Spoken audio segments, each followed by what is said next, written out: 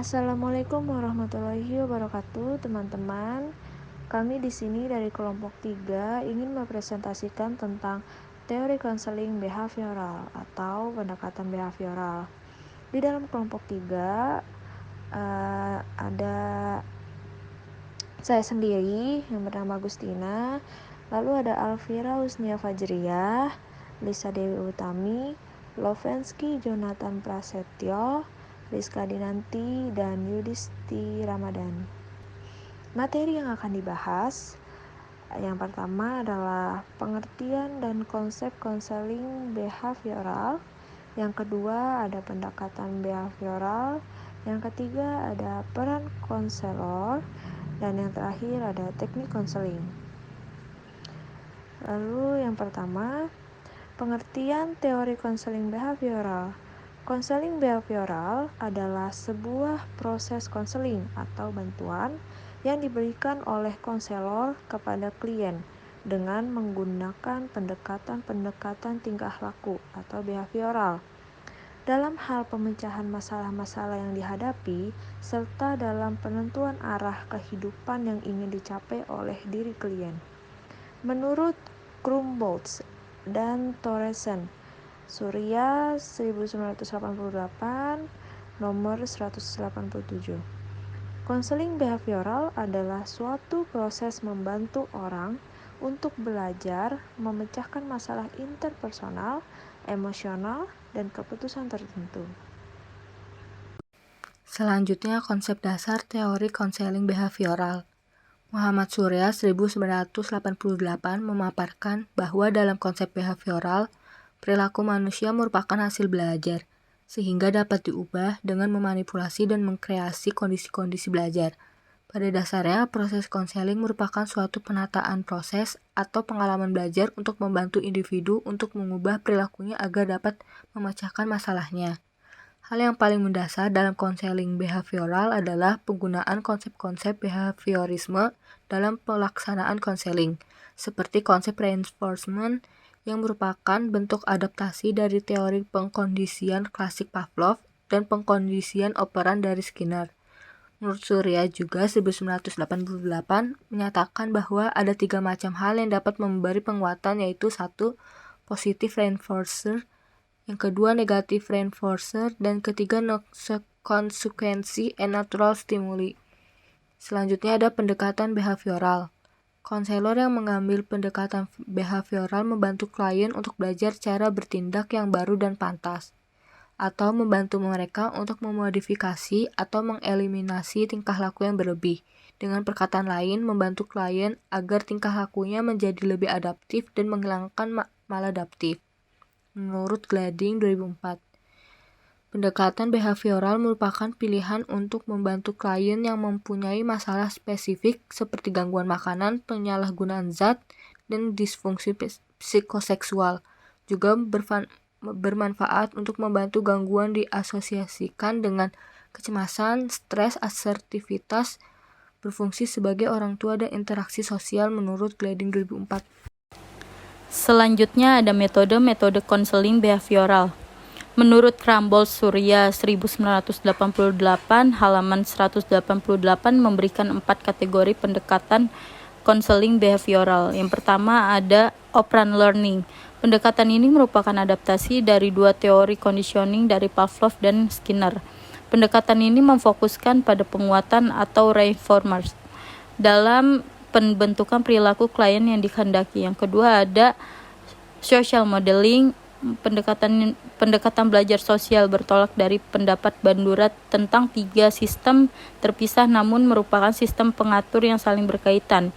3 aspek tersebut, yang pertama peristiwa stimulus eksternal, yang kedua penguat eksternal, dan yang paling penting adalah proses perantara kognitif. Dalam pelaksanaannya, pendekatan ini diterapkan oleh konselor dengan cara merancang suatu perilaku adaptif yang dapat dijadikan model oleh klien. Yang ketiga ada cognitive learning. Metode ini merupakan metode pengajaran secara verbal, kontak antara konselor dengan klien, dan bermain peran. Pendekatan ini terdiri atas persuasi dan argumentasi yang diarahkan kepada perubahan-perubahan ide yang tidak rasional. Yang keempat ada emotional learning. Diterapkan pada individu yang mengalami kecemasan. Pelaksanaannya dilakukan dalam situasi rileks dengan menghadirkan rangsangan yang menimbulkan kecemasan bersama suatu rangsangan yang menyenangkan. Menurut Rosjidan tahun 1988 halaman 225, metode konseling behavioral tidak jauh beda sebagai berikut. Yang pertama, analisis tingkah laku yang diterapkan. Yang kedua, model stimulus respon neo-behavioristik. Yang ketiga, ada teori belajar sosial. Dan yang keempat, modifikasi tingkah laku kognitif. Lalu ada pendekatan tentang manusia. Para ahli modifikasi tingkah laku sebagai suatu kelompok besar mempunyai ide berikut menurut Glading 2004. Konsentrasi pada proses-proses tingkah laku fokus pada tingkah laku yang kini dan sekarang, atau here and now. Lalu ada asumsi bahwa semua tingkah laku dipelajari baik yang adaptif maupun maladaptif. Lalu juga ada suatu kepercayaan bahwa belajar merupakan cara efektif untuk mengubah tingkah laku maladaptif dan memfokuskan pada sasaran terapi yang jelas. Lalu yang terakhir ada menolak ide bahwa kepribadian manusia terdiri dari berbagai macam trait. Bagi para ahli modifikasi tingkah laku, penting guna menemukan bukti empirik dan dukungan ilmiah untuk teknik yang mereka pakai.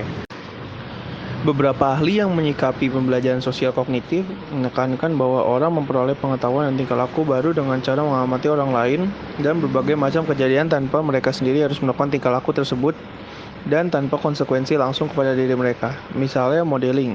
Tipe belajar ini tidak memerlukan partisipasi aktif. Baik, di sini ada peran konselor.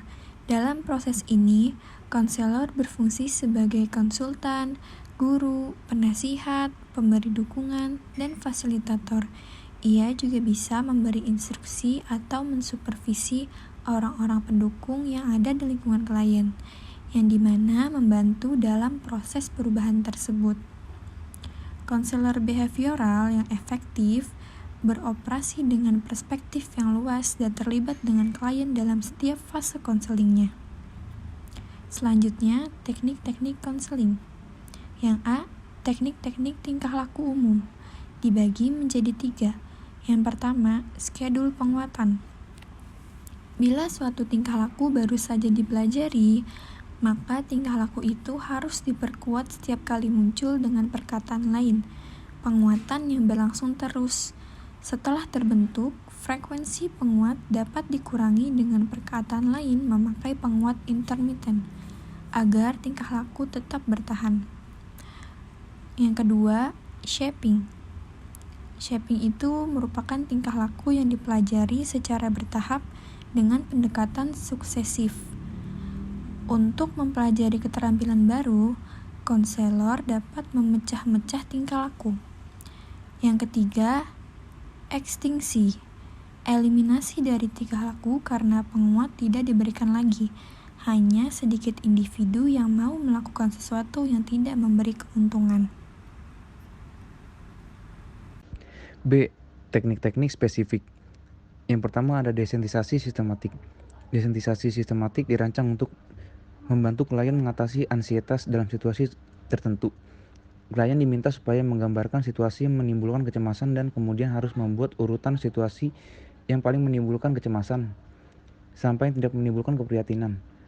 Konselor mengajar klien untuk rileks secara fisik dan mental. Yang kedua, pelatihan asertivitas. Klien belajar untuk membedakan tingkah laku agresif, pasif, asertif. Tujuannya agar klien belajar bertingkah laku asertif. Yang ketiga, time out. Time out adalah teknik aversif yang sangat ringan.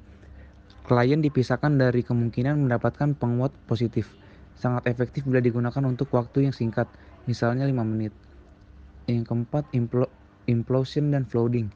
Glading pada tahun 2004 menjelaskan terapi implosif sebagai suatu teknik yang sudah lanjut advance, yang mencakup mendesentisasi klien dengan cara meminta klien membayangkan suatu situasi penimbul ansietas yang bisa berakibat parah. Klien tidak diajarkan untuk rileks terlebih dahulu. Artian dalam desentisasi sistematik, flooding lebih ringan sifatnya, karena situasi penimbul yang ansietas yang dibayangkan tidak menimbulkan konsekuensi yang parah. Berikut ini sumber referensi yang kami gunakan. Lesmana, Janet Murad, 2005, Dasar-Dasar Konseling, Jakarta, Penerbit Universitas Indonesia. Sekian dari kelompok kami, kurang lebihnya mohon maaf. Wassalamualaikum warahmatullahi wabarakatuh. Makasih.